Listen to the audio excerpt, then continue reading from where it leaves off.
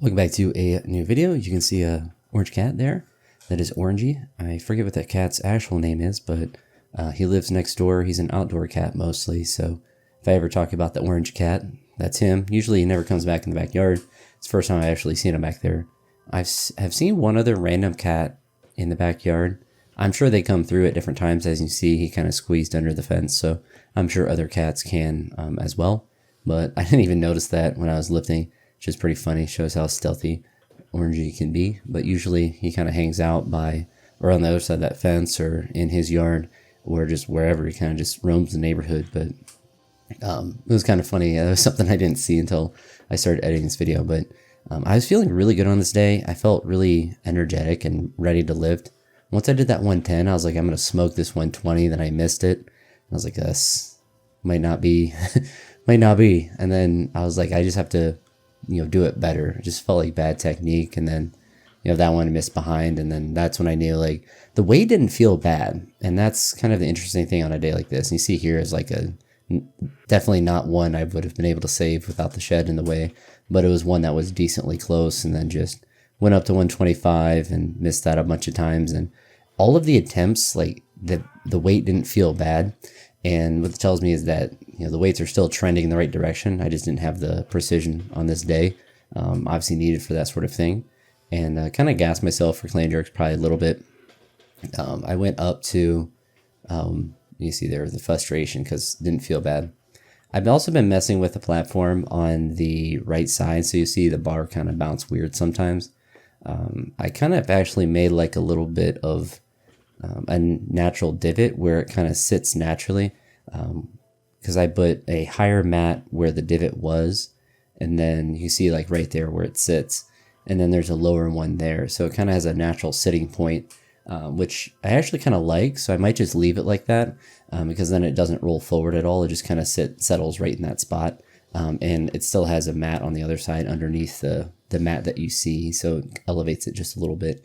But the divot wasn't really that bad before. It was just noticeable, but it wasn't like impacting lifting or anything. But this 140 felt good. Decided to jump to 155. I had the same kind of idea as the week before of doing multiple singles, but I just kind of deviated from that because I was feeling good. I was like, I can do 155, and honestly got pretty close to it. You see here with the jerk. I think if I didn't do 4,000 snatches, probably would have been able to stabilize it. But, sometimes you got to take those crazy attempts. But I decided to stop there because I was kind of fatigued at that point and decided to put all the squats into the next day. And kind of did like almost a CrossFit type session. So did 5 sets of 3 power snatches, and I left the full clip on because I did the 5 sets in like 4.5 minutes. And they all felt pretty good. I didn't have any knee wraps on or anything, which is pretty unique, but it's something I've talked about with snatches before. They don't really do much to help with snatches, and with power snatches, it isn't really that big of a deal to have them on or not. But I wasn't timing these necessarily. I was just kind of waiting until I caught my breath and then went to the next one. One thing that was nice with today is the weather was really nice, so it wasn't too hot, and so the recoverability for just cardio stuff was a lot easier. The goal wasn't necessarily to do cardio. That's what it kind of ended up being, like a side effect. But it was just to kind of do speed work in the power snatch with, the 70 kilos. So pretty lightweight for me, and just to be precise and fast with them. And honestly, they felt pretty good. So I was pleasantly surprised with how they felt. Once I decided to do them with like limited rest between, without really sitting down or anything, then I was considering just stopping at 3, but decided just to push through and just do the 5. And the only reason I was thinking that was because I knew I wanted to do some heavier squats today. So I didn't want to gas myself on essentially a CrossFit type, rep scheme or type snatch session and limit what I could do on the squats. But I think my logic was that because the weight was really light, even if I got a little tired from a cardio standpoint, it wasn't really going to impact my ability to squat, which ended up being true. I think if I was really doing like an intense, pushing up every single set and going crazy with these or something, then potentially. But after doing these 5 sets of 3, I did an extra single at 80 and 90. and I didn't feel bad, but I definitely could feel the fatigue at that point. And I think that's what I kind of like wrote out the next couple weeks. And I think this is a good plan for Sundays because I can still do some snatching and ended up being power clean and pressing, but do some light work that's really just focused on trying to move fast for the power snatches, and for the power clean and overhead presses, get a little bit of shoulder volume, but also to do them with straps to kind of stretch out the front rack a little bit, which is something that I just kind of always constantly need to be doing. I think it's something that because I was this morning, I was like 235 and a half, so maybe I'm skinny now, but having more upper body mass, it's something that can be a limiting factor as far as, or it could be something that ends up getting more limited as I continue to hopefully build more upper body mass. And it's the area of my mobility that isn't naturally there. Like my hips and ankles and stuff are really mobile. I can sit in the bottom of a squat forever and get really deep and whatnot. But my front rack is certainly not something that came naturally. It now is, but when I started doing like front squats and stuff, it was a really big struggle to hold it in that front rack position. So that was something that I had to work at for a little bit when I was in college, when I was still doing powerlifting, to actually be able to do a front squat. It was something that I honestly think it comes down to like upper back mobility, but it did not come naturally. Full squats, I could do one the first time I tried to do one. Did I pitch over probably too much? Probably, but that's kind of always going to be the case just because of the way I'm built. But like getting down into the bottom of a squat in full depth, I could do the first time I tried it. And really I kind of had that thought that it was bad for your knees when I was in college to do super deep squats, or at least I believed in that myth for a little bit. And then I actually read a research paper of all things and saw that there is no statistical difference between a full depth squat and a partial squat, and with the only difference being in benefit of a full depth squat. And logically too, a full depth squat would be less strenuous on your knees than a partial squat because the weight that you're able to do is limited, and also the range of motion, or the weight is more limited because the range of motion is increased. So the overall strain on your body is going to be less, assuming you maintain normal technique. You're not doing anything freakishly weird in any direction, or the partial squat is not like a three, what track people do, where they call it a quarter squat, but really it's like a 1/10 squat where they're just barely bending their knees. Like something like that, obviously that puts a little strain on your body. I would say it's almost kind of pointless to do. I don't really get the idea of doing partial squats, because the argument for them is it's going to improve your strength from that speed, or you don't need to go to a full depth squat. But why would you want to do more weight when you can do less weight and move it faster, which I would argue would be better for your sport. But it's also, you're going through the same range of motion that you would in a partial squat. Like if you squat all the way down, how you'll see here when I'm doing back squats, I'm going to hit that quarter squat position. I'm going to hit that 3/4 squat position. I'm going to hit all the way, you're going to hit all of those positions, and you don't have to use as much weight.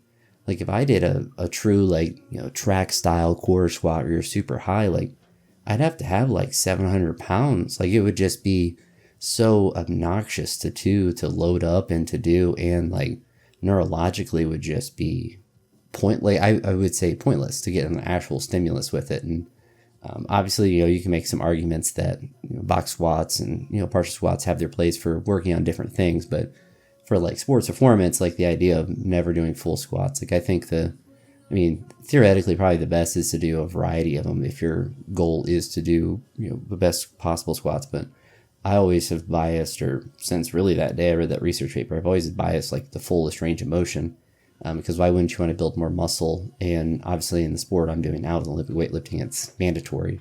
But even if I played a sport, why wouldn't you want to be more athletic and squat all the way down? I don't understand the idea of doing partial squats to get better at jumping when you could still hit that range of motion and do it with a lighter weight so you can move that weight faster and just be more mobile. I don't know, but at the same time, I'm not someone that does sprinting or jumping or anything, so I don't know how much better I would be at that sort of stuff. Obviously, if I lost a significant amount of weight, that would certainly help that endeavor, but I would still be doing full depth squats and stuff like that for the main things. And then I suppose in a sense you could argue I do partial squats when I do power cleans and power snatches and stuff. And I think honestly that's probably a sufficient amount of partial range of motion squats when you're trying to do that, because there's such an emphasis on speed and change of direction that you kind of get that benefit. And I don't know, like I'm sure there is some arguments you can make for like partial squats for working on positional stuff, but as far as sports performance, I don't really view it as something that I would ever recommend for anyone, especially if they want to have really healthy joints. Like if you can get stronger in a longer range of motion, you're going to have just healthier joints. And I think I don't necessarily would blame that for a lot of like injuries in high level sports. I think the most obvious reason why those athletes get hurt is just because they move so fast. Football, obviously you have people getting hit in the knee and stuff like that where you have no control over it no matter how strong you are. But when you run a 4.340, like something's just going to give. And, you run a 4.3 and you make a cut, like sometimes your joints just don't handle that no matter how strong you are. But I would argue that, doing a full range motion is going to make your joints more durable. But I don't know. I mean, that's just, anecdotal based on me, because I had my knee scoped when I was in college, and that was a lot of, I don't want to say partial squats, but a lot of leg extensions and lunges. And I mean, honestly, I think the biggest thing was the pitching coach would make us run miles and miles and miles. And even then I was about 200 pounds, and none of us were in like running shape and doing absurd amounts of cardiovascular, just running. Cardio is fine, but like just like on the grass running is just, it's just malpractice, frankly. And kind of ironic because the coach was very fat, so he would make us do all this running, but didn't really do any exercise himself, or if he did, he counteracted it very well with the amount of nutrition that he had. But yeah, just kind of pointless for explosive athlete. But the active cardio, like I did in this session, is good, but it also has to be the type of cardio that's going to not destroy you. Like I would personally not go run a mile because it would just make everything hurt. I'm about 240, between 235 and 240. Like it's just going to hurt my body to do.